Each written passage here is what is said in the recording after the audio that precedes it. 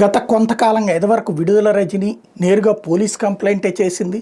అట్లాగే సినీ నటి రోజా, అలాగే మాజీ మంత్రి అయినటువంటి రోజా మీద దారుణమైనటువంటి వ్యాఖ్యలు చేసుకొచ్చినటువంటి ఒక వ్యక్తి, ఐటీడీపీకి సంబంధించినటువంటి వ్యక్తి.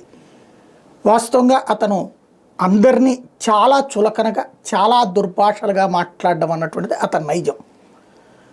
ఇంతకుముందు నాలాంటి మీద కూడా వ్యాఖ్యలు చేశాడంటే నేను లైట్ తీసుకున్నాను, నాకు ఎవరో పంపిస్తానంటే ఎందుకు ఎవడో వాగే దాని గురించి మనం మాట్లాడేది ఏంటి, మన పని మనం చేసుకుంటే పోతుంది, మనల్ని తిట్టుకునే వాళ్ళు కూడా ఉండాలి కదా, అట్లాగ ఉంటుంటారులే కానివ్వని చెప్పి వ్యక్తి తీవ్రమైనటువంటి వ్యాఖ్యలు.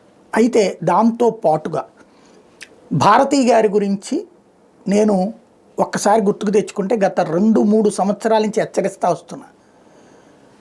అప్పట్లో భువనేశ్వర్ గారి గురించి ఇటు వైఎస్ఆర్ కాంగ్రెస్ పార్టీకి సంబంధించినటువంటి వంశీ వ్యాఖ్యలు చేసినప్పుడు చెప్పా, ఇంత నిస్సిగ్గుగా, ఇంత అసహ్యంగా ఎట్లా వ్యాఖ్యలు చేస్తారు అన్నటువంటి.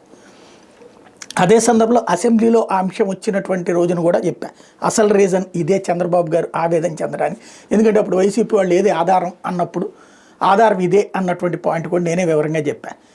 ఆ తర్వాతన అంబటి రాంబాబు గారు దానికి సంబంధించి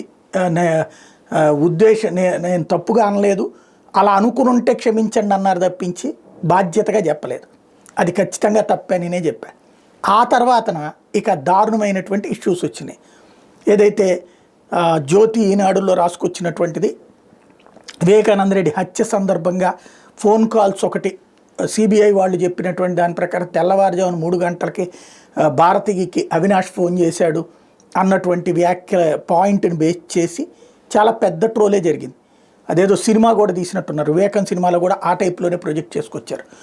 ఓవరాల్గా అసలు బహిరంగంగా క్యారెక్టర్ అసాసినేషన్ చేసేసారు ఆ సినిమా పరంగా. ప్లస్ వ్యాఖ్యలు కూడా చాలా మీమ్స్, పోస్టులు అవి వస్తున్నప్పుడల్లా చెప్పా. అప్పుడు దీనికి ప్రతిగా వీళ్ళు ఏం చేశారు, బ్రాహ్మణి గారి గురించి ఇంకా దారుణమైనటువంటి వ్యాఖ్యలు చేసుకొచ్చారు. అప్పుడే చెప్పా, మీరు నాయకులు మీ కార్యకర్తలు మీరు కంట్రోల్ చేసుకోలేకపోతే ఫైనల్గా వచ్చేటప్పటికి మీ ఇళ్ళ దగ్గరకు వస్తుంది, మీ భార్యల గురించి వాళ్ళు మాట్లాడే స్థితికి దిగజారిపోతున్నారంటే ఏంటో అర్థం చేసుకోండి. మీరు ఎదుటోడి భార్యను అంటున్నారంటే ఎదుటోడి వాళ్ళు మీ భార్యను అంటున్నారు. చివరికి మీ భార్యలు చేసుకున్న పాపం ఏంటి, మిమ్మల్ని పెళ్ళిళ్ళు చేసుకోవడం ఒకసారి ఆలోచించుకోండి. అటు చంద్రబాబు గారు, లోకేష్ గారు, ఇటు పక్కన జగన్మోహన్ రెడ్డి గారు కంట్రోల్ చేయాలి అన్నట్టు. ఎవరూ కంట్రోల్ చేయలేదు, పతాక స్థాయికే చేరినాయి. సరే, ఎన్నికల్లో గెలుపోటములు ఈ వ్యాఖ్యల వల్లనే జరిగినాయి అంటే కాదు, అవి చాలా కారణాలు ఉంటాయి, ఇది కూడా ఒక రీజన్ అవుతుంది.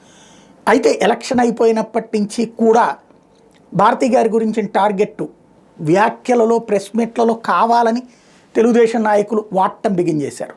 దాంతో ధైర్యం వచ్చినటువంటి మీమ్స్ బ్యాచ్ ఆ భారతి గారి గురించి దారుణమైనటువంటి మీమ్స్ చేయడం ప్రారంభించారు, ఆ సినిమా బెట్లని ప్రొజెక్ట్ చేయడం ప్రారంభించారు. ఈ ధైర్యమే అనుకుంటా ఈ వ్యక్తి చేసినటువంటిది. ఒకసారి ఆ వెర్షన్ వెంటే అర్థమవుతుంది. జగన్మోహన్ రెడ్డి బట్టలు ఉడతీసేవాడైతే వాడి పెళ్ళం ఎందుకని అవినాష్ రెడ్డికి ఉదయం పూట 3 గంటల ఫోన్ చేసిద్ది. వాళ్ళ పిల్లల height equal to Avinash Reddy.